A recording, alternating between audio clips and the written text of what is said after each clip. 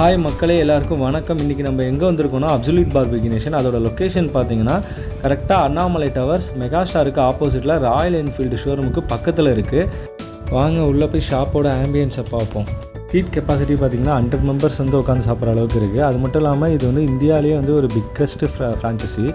சென்னை பெங்களூர்லாம் பார்த்திங்கன்னா ஆல்ரெடி இந்த ஷாப் இருக்குது. திருச்சியை பொறுத்த வரைக்கும் இதான் ஃபஸ்ட் டைம் ஓப்பன் பண்ணுறாங்க. பஃபட்டுன்னு சொன்னால் அது வந்து திருச்சியில் வந்து 2வது பஃபட்டு. ஏன்னா ஆல்ரெடி வந்து பார்த்திங்கன்னா பார்பிக்யூ நேஷன் சொல்லிட்டு கண்டோன்மெண்ட்டில் வந்துட்டு எல்ஏ சினிமாஸ் கிட்ட இருக்குது. ஆனால் அதை விட இங்கே வந்து டேஸ்ட்டும் நல்லாயிருக்கு, வெரைட்டிஸும் வந்துட்டு கிட்டத்தட்ட 80 வெரைட்டிஸ் ஆஃப் ஃபுட்டு வந்து கொடுக்குறாங்க. அங்கே வந்து ஃபுட் வெரைட்டிஸ் கம்மி. அது கூட மெனு கார்டில் நான் உங்களுக்கு காமிச்சிருக்கேன்.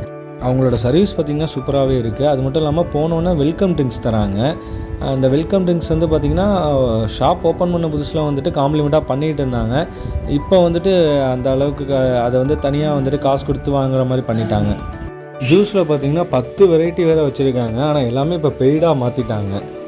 பஃபட்டில் ஒரு பெரிய பெனிஃபிட் என்னை கேட்டால் நான் என்ன சொல்லுவேன்னா, இப்போ ட்ரீட்டாக இருக்கட்டும், இல்லை ஒரு பார்ட்டியாக இருக்கட்டும், இல்லை மேரேஜ் ஃபங்க்ஷனு அதுக்கான ட்ரீட்டு, அப்படி இல்லை பர்த்டே பார்ட்டி, இது மாதிரி எந்த ஒரு மாதிரியான ஃபங்க்ஷனாக இருந்தாலும் நீங்கள் வந்துட்டு வெளியில் ஹோட்டலில் போய் சாப்பிட்றதுக்கு இங்கே பஃபட்டாக சூஸ் பண்ணி இங்கே வந்து சாப்பிட்றது உங்களுக்கு ரொம்பவே பெனிஃபிட்டாக இருக்கும்.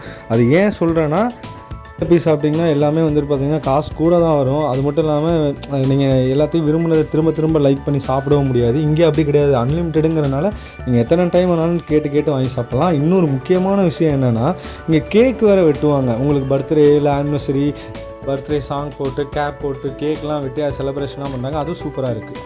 நிறையா வெரைட்டிஸ் இருக்குது. அது நான்வெஜ் வந்துட்டு அல்டிமேட்டாக இருக்குங்க. இங்கே டேஸ்ட் வைஸ் வேறு லெவல். நான்வெஜ்ஜு, வெஜிடேரியன் எல்லாமே சூப்பராக இருக்குது. என்ன நம்ம செட்டிநாடு டேஸ்ட் எதிர்பார்த்தோம்னா இங்கே இருக்காது. ஏன்னா எல்லாமே வந்து ஓரளவுக்கு ஒரு மாதிரி அரேபியன் டேஸ்ட்டாகவே தான் இருக்கும். மலாய் டேஸ்ட்டு அதெல்லாம் கூட நம்ம பண்ணி தராங்க. மலாய் ப்ரான், மலாய் சிக்கன்லாம் வந்துட்டு நம்ம கேட்டால் ரெடி பண்ணி தராங்க. அது ஃபுல் அண்ட் ஃபுல் பார்த்திங்கன்னா அந்த மலாயெல்லாம் வந்து அப்படியே அந்த ஏலக்காய் ஃப்ளேவரோட சூப்பராக இருந்துச்சு. அதுவும் நான் சாப்பிட்டு ட்ரை பண்ணி பார்த்தேன், சூப்பராக இருந்துச்சு.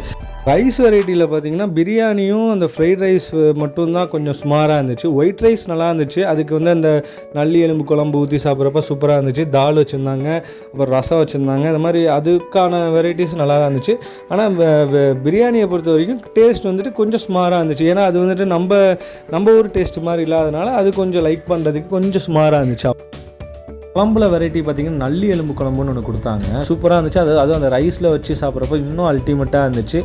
அதே மாதிரி நான் வெரைட்டிஸ்லாம் தராங்க. நானுக்கு வந்து அந்த நல்லி நிறைய கிரேவி ஐட்டம்ஸ்லாம் நிறையா வச்சுருக்காங்க. சிக்கன் கிரேவி, ஃபிஷ் கிரேவி, அப்புறமா மட்டன் கிரேவிங்கிற மாதிரி நிறைய வெரைட்டிஸ் இருக்குது. இதெல்லாம் வந்து நம்ம வந்துட்டு நான் அந்த மாதிரி வாங்குறப்போ வச்சு சாப்பிட்றதுக்கு சூப்பராக இருக்குது.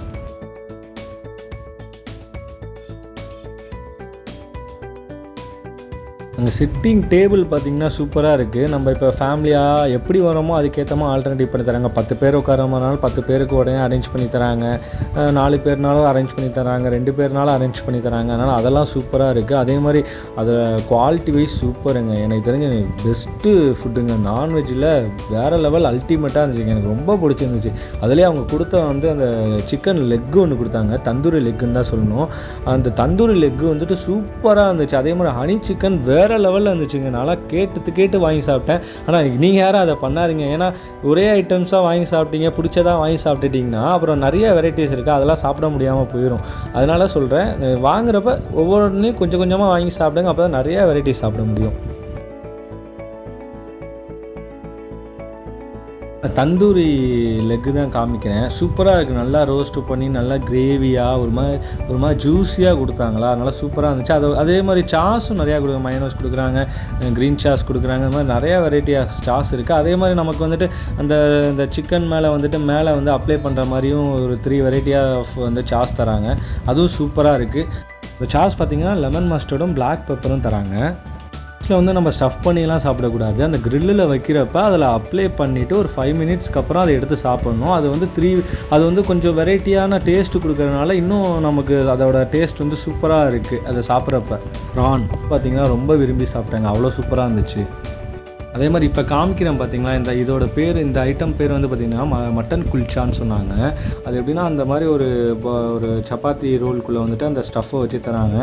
அங்கே சாப்பிட்டதில் இதுவும் மறக்க முடியாத டேஸ்ட்டுங்க. அவ்வளோ சூப்பராக இருந்துச்சு. இதுவும் நான் திரும்பலாம் வாங்கி சாப்பிட்டேன். ஏன்னா அவ்வளோ சூப்பராக இருந்துச்சு.